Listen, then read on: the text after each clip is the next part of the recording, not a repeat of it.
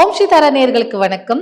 நாம் நினைக்கக்கூடிய விஷயங்கள் எல்லாமே சக்சஸ்ஃபுல்லா வர்றதுக்கு நாம சூரியன் போல பிரகாசமா ஒளியா எங்க இருந்தாலும் 1000 கைகள் மறைந்தாலும் ஆதவன் மறைவதில்லைங்கிற மாதிரி நம்மளுக்கு பல துன்பங்கள் நம்மளை அமுக்கணும், நம்மளை சப்ரஸ் பண்ணணும், அழிக்கணும்னு நினைச்சாலும் அப்படி சூரியன் மாதிரி பிரகாசமா இருக்கிறதுக்கும் சில பேருக்கு சில ஜாதகங்களில் சூரியனால் சில பாதிப்புகள் இருக்கும்.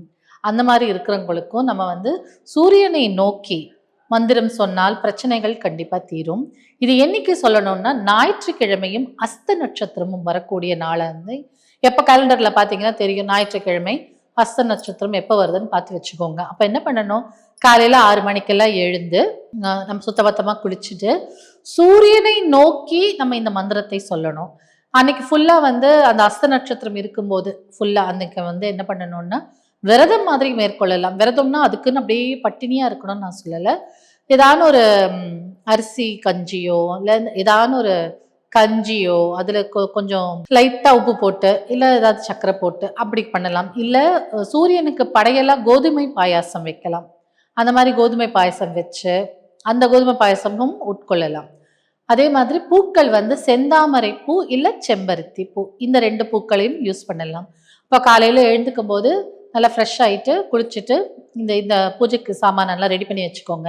வச்சுட்டு நீங்கள் ஒரு படையல் ஒரு வாழை இலையை விரித்து வெளியில் உட்காந்துக்கோங்க. சூரியனை நோக்கி நான் சொல்லக்கூடிய மந்திரத்தை 108 முறை சொன்னாலே போதும். இல்லை எனக்கு இன்னும் நிறையா சொல்லணும் அப்படி இருந்தால் நிறையா சொல்லலாம், 1008 முறை கூட சொல்லலாம். பட் 108 முறையும் கான்சன்ட்ரேட் பண்ணி சொன்னால் ரொம்ப நல்லது. அதுக்கப்புறம் இந்த சூரியனை நோக்கி நம்ம பிரார்த்தனை செய்யும்போது நம்மளோட எண்ணங்கள் தூய்மையா வச்சிருக்கணும். ஏன்னா சூரியனுக்கு சுட்டெரிக்கும் குணமும் உண்டு, அதே மாதிரி நம்மளுக்கு நிறைய நல்ல விஷயங்களும் கொடுக்கறதும் உண்டு இல்லையா? ஸோ எண்ணங்கள் தூய்மையா வச்சுக்கிட்டு நம்ம இந்த சூரியனை நோக்கி நான் சொல்லக்கூடிய மந்திரத்தை சொல்லலாம். அந்த மந்திரம் இப்போ இந்த மந்திரம் சொல்றதுக்கு முன்னாடி நீங்க என்ன பண்ணணும்னா ஒரு விநாயகர் மந்திரம் சொல்லுங்க. ஏதாவது ஒரு விநாயகர் மந்திரம், சும்மா ஒரு விநாயகரை கும்பிட்டுட்டு, ஏன்னா நம்ம செய்யக்கூடிய கிரியா நம்ம செய்யக்கூடிய இந்த மந்திர ஜபம் நல்லா சக்சஸ்ஃபுல்லா இருக்கணும்னு விநாயகர் கும்பிடுங்க. குலதெய்வ மந்திரம் ஏதாவது தெரிஞ்சுன்னா அதை சொல்லுங்க.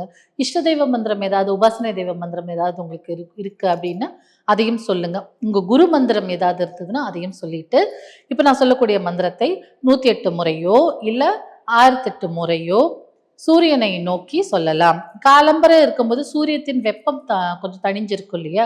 அதால நீங்க காலையிலேயே சொல்றது ரொம்ப நல்லது. ஸோ அந்த சூரிய மந்திரம் என்னன்னா ஓம் ஹ்ரௌம் ஸ்ரீம் ஆம் கிரஹாதி ராஜாய ஆதித்யாய ஸ்வாஹா.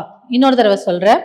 ஓம் ஹ்ரௌம் ஸ்ரீம் ஆம் கிரஹாதி ராஜாய ஆதித்யாய ஸ்வாஹா. இந்த மந்திரத்தை நீங்க 108 முறையோ இல்ல 1008 முறையோ சொன்னால் உங்க தலையெழுத்தே மாறும். நல்ல நல்ல விஷயங்கள் உங்க வாழ்க்கையில நடக்கும். நல்ல வாழ்க்கை நல்ல பிரகாசமா இருக்கும். நமக்குள்ளேயே ஒரு நல்ல ஒரு தேஜஸ், அப்படி அவங்க ஃபேஸே நல்ல தேஜஸா இருக்கும். சூரியன் நோக்கி இந்த காயத்ரி மந்திரங்களை ஜபிச்சால் நீங்க சொல்லக்கூடிய நாள் என்னவா இருக்கணும்னா ஞாயிற்றுக்கிழமையும் அஸ்த நட்சத்திரம் கூடிய நாளா இருக்கணும்.